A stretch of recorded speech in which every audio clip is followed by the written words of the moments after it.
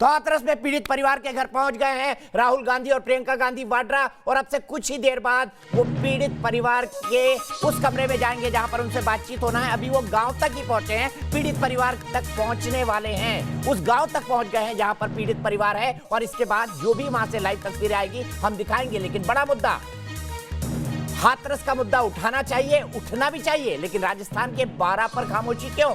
जहां 2 बेटियों का बलात्कार हुआ, वो भी 5 दिन तक बंधक बना के, कई दिन तक बंधक बनाकर। इसके अलावा बलरामपुर पर चुप्पी क्यों? क्योंकि वहां के बलात्कारी किसी एक विशेष समुदाय से आते हैं, विशेष मजहब से आते हैं। सबीना मेरे साथ है 12 से, विद्यानाथ झा है मेरे साथ बलरामपुर से, विवेक श्रीवास्तव जी है लेफ्ट के नेता, अलका लांबा जी है कांग्रेस की नेता, सुबई खान जी हैं, और आलोक अवस्थी जी है भारतीय जनता पार्टी के स्पोक्स पर्सन। लेकिन मैं सबसे बड़े अलका लांबा जी को फ्रेम में दिखाइए, 12 की लड़कियों का दर्द सुनाइए, उन्हें यह सुनाइए कि जिसके बारे में अशोक गहलोत जी ने टिप्पणी की थी वो क्या थी। आइए सुनवाते हैं 12 की लड़कियों का दर्द अलका लांबा जी को। सुनिए अलका जी।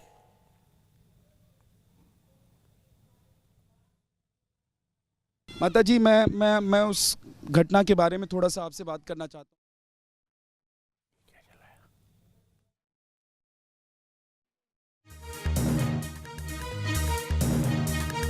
गए थे, मैं वही लेके गए थे। गए थे, तुम पाता हम घर पे जा रहे हो, उन्होंने नहीं आने दिया। फिर वो स्टेशन पे लेके गए थे नलका से। नलका के बाद जयपुर लेके गए थे सुबह 8 बजे। और फिर 8 बजे वहाँ कोटा पहुंचे, जिसमें जयपुर ले गए थे, वहाँ नहीं रुके वो। कितने लोग थे? कितने जने थे बेटा ये? पहले 2 ही थे, फिर पता है 2-3 और आए थे। सबने गलत काम किया? हाँ, कितने लोगों ने किया बेटा? वो 3-4 लोग आए थे बाहर। फिर क्या हुआ? फिर कैसे घर पे तुमने पता नहीं क्यों पूछा नहीं, पापा वगैरह को फोन क्यों नहीं किया? क्या धमकी देते थे वो? मम्मी पापा को मारने की। फिर कैसे घर पे पहुंचे, वापस आए? हम जयपुर से वापस कोटा आए थे। अच्छा कोटा के फोन किया था हमने तो भैया के पापा के। अच्छा, उन सभी लोगों ने गलत काम किया आपके साथ? हाँ। अच्छा, पहचान सकते हो उनको आप? नहीं। और जो 2 लेके गए उनको पहचान सकते हो? क्या क्या नाम उनके? एक का नाम सोनू, एक का नाम सूरज है। सूरज कहाँ के रहने वाले? यहीं के हैं? 12 के हैं। 12 के रहने तो आपको कैसे ले गए यहाँ से? हम तो घर पर सो रहे थे, वो लेके गए थे, मुंह पे वो कपड़ा डाला था हमारे। नहीं तो फोन करके बुलाया क्या था? नहीं, मुंह पे कपड़ा डाला था घर पे आके। अच्छा, जयपुर भी ले गए आपको, आप बता रहे हैं? तो जयपुर में भी गलत काम किया था आपके साथ? हाँ। कितने लोग थे वहाँ? कितने दिन तक किया ये गलत काम तुम्हारे साथ में? 2-3 दिन। 2-3 दिन तक है? तबीयत खराब हुई किसी की? हुई थी, उल्टी हुई थी मेरे वहाँ। अलका जी, दोनों नाबालिग हैं, दोनों नाबालिग हैं। 30 तारीख की बाइट है और 1 तारीख को आपके मुख्यमंत्री क्या लिखते हैं सुन लीजिए। 1 तारीख को अशोक गहलोत जी का यह स्टेटमेंट दिखाइए जो उन्होंने ट्विटर पर सार्वजनिक किया इन 2 बेटियों के बयान के बारे में। दिखाइए अशोक गहलोत जी क्या लिखते हैं। वो लिखते हैं इस बयान के अंदर कि दोनों नाबालिग बेटियां, नाबालिग भी लिखते हैं, ये भी लिखते हैं कि दोनों नाबालिग, और लिखते हैं ये दोनों अपनी मर्जी से गई थी। ये बयान 164 का उन्होंने दिया है। तो ये क्या है अलका जी? और क्या मुख्यमंत्री को सार्वजनिक तौर पर ट्वीट करना चाहिए कि 2 नाबालिग बच्चियों ने अपने रेप की बात के बाद 164 में पलट गई? ये तीनों लोग जिनका नाम ले रहे हैं, सोनू, सुजीत, दीपक, ये तीनों लोग अभी गिरफ्तार नहीं है। बताइए, 12 की बेटियों का दर्द नहीं दिख रहा अलका लांबा को? हाथरस जाइए, बिल्कुल जाइए, 12 भी जाइए। मुस्कुराइए मत, अलका बहुत गंभीर है। दीपक जी, बहुत सालों के बाद आपके साथ मैं लाइव जुड़ी हूं और मैं आपका धन्यवाद करना चाहती हूं, क्योंकि देश चाह रहा था कि हाथरस पे बात हो रही है, राजस्थान पे बात क्यों नहीं हो रही है। और मैं दीपक चौरसिया जी का धन्यवाद करती हूं कि आज वो राजस्थान के 12 पे भी बात कर रहे हैं और मुझे ये मौका दे रहे हैं कि मैं उन सवालों के जवाब दे सकूं जो हाथरस के साथ आपके माध्यम से 12 पे भी पूछे जा रहे हैं। मैं सिर्फ यही कह रही हूँ, नाबालिग बेटियों के निरंतर बलात्कार पूरे देश में हो रहे हैं। एनसीआरबी का आंकड़ा कहता है 23,000 मामले 2019 में ही हो गए। राजनीति नहीं होनी चाहिए, मैं आपसे इत्तेफाक रख रही हूँ। मैडम, मैं बहुत स्पेसिफिक सवाल पूछ रहा हूँ। अलका जी माफ कीजिएगा, घुमाइए मत, बहुत स्पेसिफिक सवाल पूछ रहा हूं। मेरा सवाल 12 की इन 2 नाबालिग लड़कियों के बारे में है। कोई मुख्यमंत्री ट्वीट दिखाइए भैया, ट्वीट। मैं बोल लूं? मेरा सवाल सुन लीजिए। 12 की लड़कियों के बारे में क्या कोई मुख्यमंत्री सार्वजनिक तौर पर लिखेगा कि 2 नाबालिग लड़कियां अपनी मर्जी से गई और अपना रेप करवाया? बिल्कुल उन्होंने नहीं लिखा अपनी मर्जी से। दिखाइए, ट्वीट दिखाइए, बोल रहा हूं आपको, ट्वीट दिखाइए, ट्वीट दिखाइए। सुन लीजिए एक मिनट, अलका जी सुन लीजिए एक मिनट। आपने कहा नहीं लिखा, कोई बात नहीं, सुन लीजिए। उन्होंने 164 के बयान को बताया है कि बयान क्या दिया। आप कह रही है नहीं लिखा, आपने कहा नहीं लिखा। अरे भाई मेरी बात तो सुनिए दीपक जी, अपनी मर्जी से नहीं लिखा है, जो बयान है वो बयान बताया है। क्या मुख्यमंत्री एक ऑनगोइंग इन्वेस्टिगेशन का बयान ट्विटर पे डालता है? अलका जी आप विधायक रह चुकी हैं, वो भी अशोक गहलोत जैसा 4 टाइम का मुख्यमंत्री, क्या वो किसी नाबालिग लड़की रेप का आरोप लगा रही है उसका बयान ट्विटर पर डालेगा? ये तो दीजिए दीपक जी, आपको दर्द है, स्वाभाविक है, ठीक है।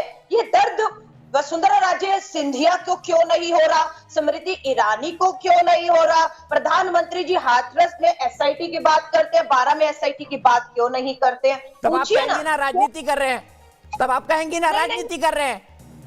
आप राजनीति नहीं कर रहे, आप मुद्दा राजनीति कर रहे हैं। प्रधानमंत्री कैसे बोल सकते हैं राज्य की कानून व्यवस्था के बारे में? आप बोलेंगी कि नहीं बोलेंगी?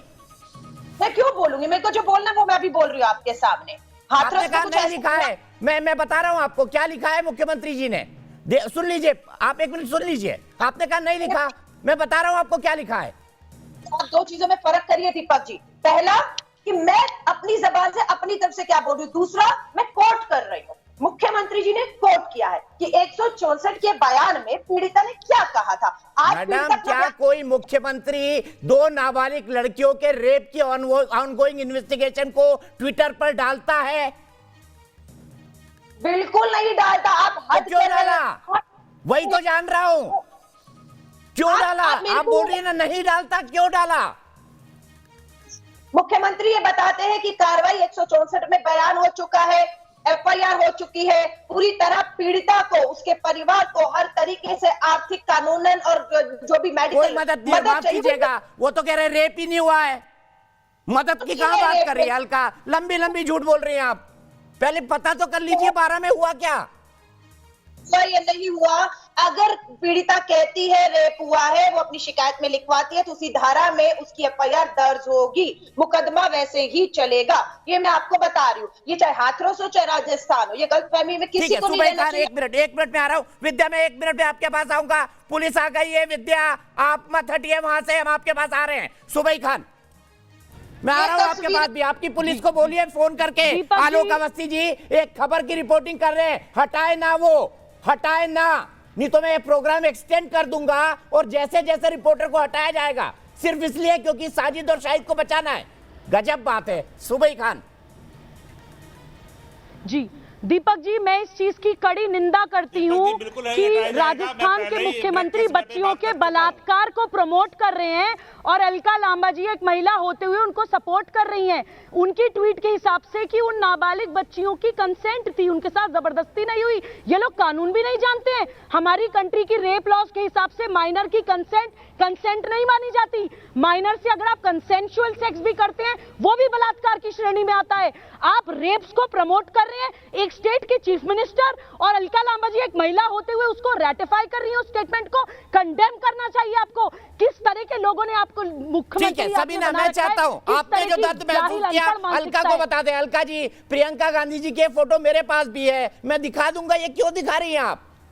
बहुत संघर्ष कर लिया उन्होंने सड़क पर। मैं तो 12 के लड़की के दर्द की बात कर रहा हूं। प्रियंका, अलका जी ये फोटो मेरे पास है, अगर आप चाहती मैं एक विंडो में लगा देता हूं। अपना चेहरा तो दिखाइए।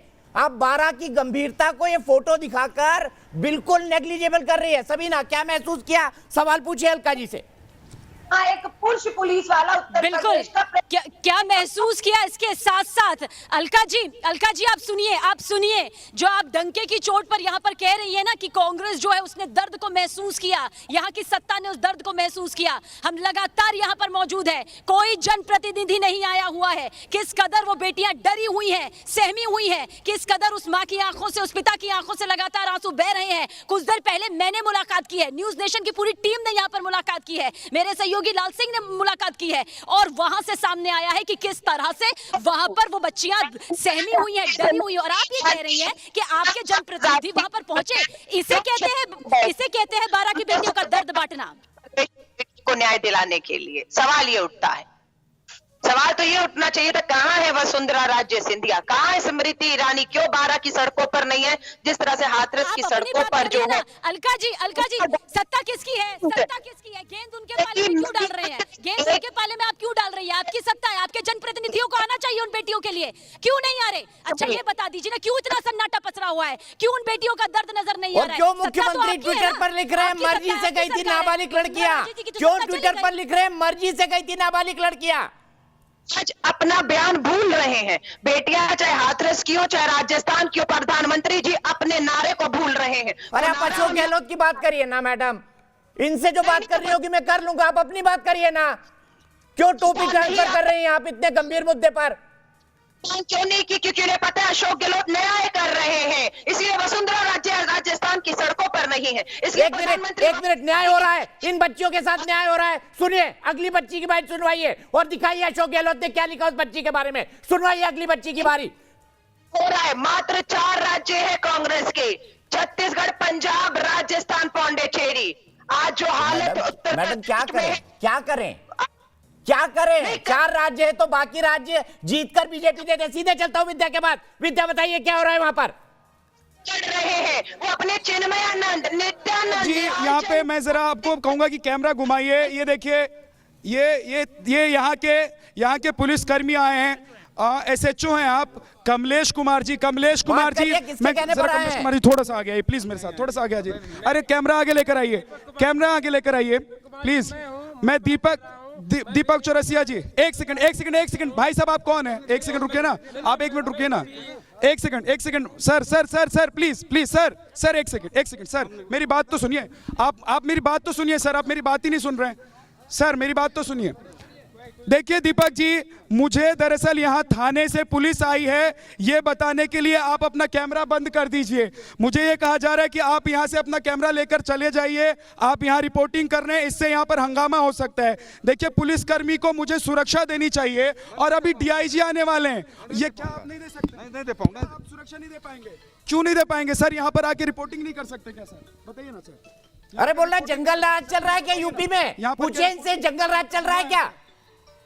सर मैं ये जानना चाहता हूँ यहाँ पर रिपोर्टिंग करना गुनाह है क्या सर? सर गुनाह मैं कुछ नहीं जानता। अरे आगे आइए, आप कैमरा लेकर आगे आइए ना, पीछे क्यों चल रहे हैं? आप आगे आइए सर मैं आपसे पूछना चाहता हूँ सर, मैं ये जानना चाहता हूँ। अरे इनकी नेम प्लेट दिखाइए, नेम प्लेट। क्यों आप मुझे यहाँ से हटाने के लिए बोला? भगाने के लिए नहीं आया हूँ सर, आपने मुझे बोला कि यहाँ से चले जाओ, यहाँ से चले जाओ, आपने मुझे बोला। आप क्यों गुस्सा है मुझसे बताइए? ऐसा मैंने आपसे गुस्सा नहीं। सर मैं मुझसे क्यों गुस्सा है? आप गाड़ी मोड़िए। आप मुझे कहाँ ले जाना चाहते हैं? मैं कुछ कहाँ ले जाना है? आपने मुझे बोला कि आप यहाँ से चले जाइए। सर मैं जानना चाहता हूँ आप मुझे कहाँ ले जाना चाहते हैं, बताइए ना। क्या थाने ले जाना चाहते हैं? मैं आपके साथ थाना चलने के लिए तैयार हूँ, लेकिन क्या आप मुझे यहाँ सुरक्षा नहीं दे सकते हैं? देखिए ये यहाँ की पुलिस जो है यहाँ से जा रही है। सर आप मुझे छोड़ के जा रहे हैं, मेरी सुरक्षा की जिम्मेदारी क्या आप पर नहीं है? मेरी सुरक्षा की जिम्मेदारी आप पर नहीं है क्या? देखिए ये चले गए हैं, पुलिस यहाँ लोकल थाने के अधिकारी हैं, ये चले गए हैं। ये दरअसल मुझे धमकी दे रहे थे दीपक जी कि आप यहाँ से कैमरा बंद कर दीजिए। मैंने दीपक जी कहा कि क्या यहाँ से रिपोर्टिंग करना गुनाह है? दीपक जी मैंने कहा यहाँ पर बलरामपुर में हम इसलिए आए हैं ताकि यहाँ की बेटी को न्याय मिल सके, यहाँ की आवाज़ पूरे देश में पहुँच सके। इनका कहना है कि आप यहाँ पर रिपोर्टिंग नहीं कर सकते हैं, आप यहाँ अपना कैमरा बंद कर लीजिए। आप जब तक मेरे पास आते दीपक जी, उससे पहले कई बार ये आए मेरे पास, इन्होंने कहा कि कैमरा बंद कर दो। देखिए पूरा परिवार मेरे साथ है, वो पूरा परिवार जो पीड़ित परिवार है। क्या हमने न्यूज़ नेशन ने किसी को कुछ बोला है कि आप ये बोलिए? आप एक बार बता दीजिए, क्या हमने आपसे किसी से बोला है कि कुछ गलत बोलिए? हमारे हिसाब से बोलिए, हमने आपके साथ कुछ गलत बोला है?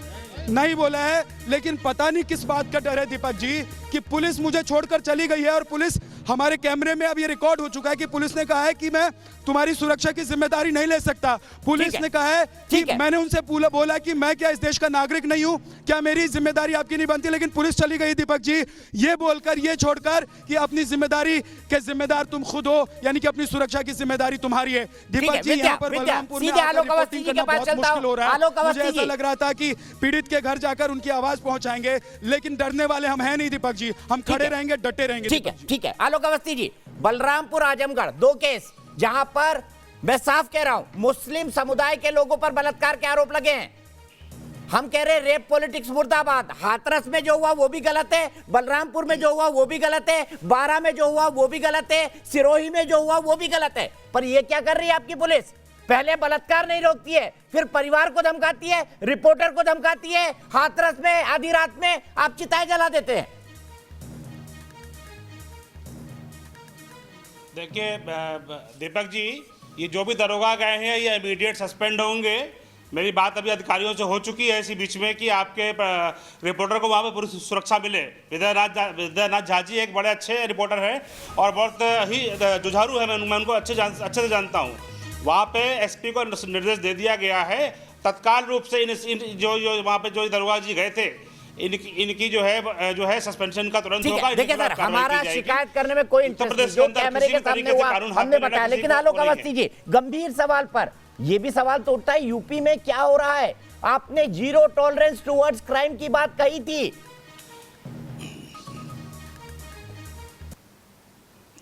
देखिए दीपक जी, उत्तर प्रदेश के अंदर कानून जो क्राइम है वो बहुत कम हुआ है। एनसीआरबी का 2019 का रिकॉर्ड में कोट कर दे रहा हूं, जो कि मेरे पास का रिकॉर्ड है। एनसीआरबी के रिकॉर्ड में उत्तर प्रदेश 26वें स्थान पे है महिला अपराधों में। सबसे ऊपर चंडीगढ़ है 20.7 पॉइंट लेकर के, दूसरा राजस्थान है 15.9 इसका जो प्रतिशत है, केरल है 11.1 पे, झारखंड है 7.7 पे, छत्तीसगढ़ 7.2 पे, यूपी 2.8 पर है महिला अपराधों पर। यह एनसीआरबी का रिकॉर्ड है, मेरा अपना रिकॉर्ड नहीं है। और कांग्रेस की बात जहां तक हो रही है, जब एक समुदाय विशेष की बात आती है तो ये तो अपने विधायक को अकेला छोड़ देते हैं। बेंगलोर में इनका दलित विधायक मारा गया, पीटा गया, घर में आग लगाई गई, घर तोड़ के लूट लिया गया, वहां पे कांग्रेस उसके साथ नहीं खड़ी हुई, क्योंकि मारने पीटने वाले एक उनके विशेष समुदाय के लोग थे। बलरामपुर में जो 2 लोग पकड़े गए हैं उनका नाम मैं कोट करता हूँ, शाहिद नाम है एक आदमी का। एक आलोक जी, मैं इस बड़ी बहस पर लौटूंगा, चूंकि विद्यानाथ के साथ ऐसा हुआ है। विवेक श्रीवास्तव जी, थोड़ा संयम रख लीजिए ना। एक मोमबत्ती आप लेकर जला दीजिए, एक मोमबत्ती ले आइए, 12 की बेटी के नाम पर जला दीजिए। आपके सीताराम येचुरी और स्वरा भास्कर जो आपकी पोस्टर गर्ल है, कल उन्होंने हाथरस के लिए न्याय की बात की थी, 12 की नहीं, एक मोमबत्ती लाके जला दीजिए 12 के लिए, एक मोमबत्ती बलरामपुर के लिए भी जला दीजिए, एक मोमबत्ती आजमगढ़ के लिए भी जला दीजिए। ब्रेक के लिए रुक रहा हूं, ब्रेक के बाद इस बड़ी खबर पर बना हुआ हूं।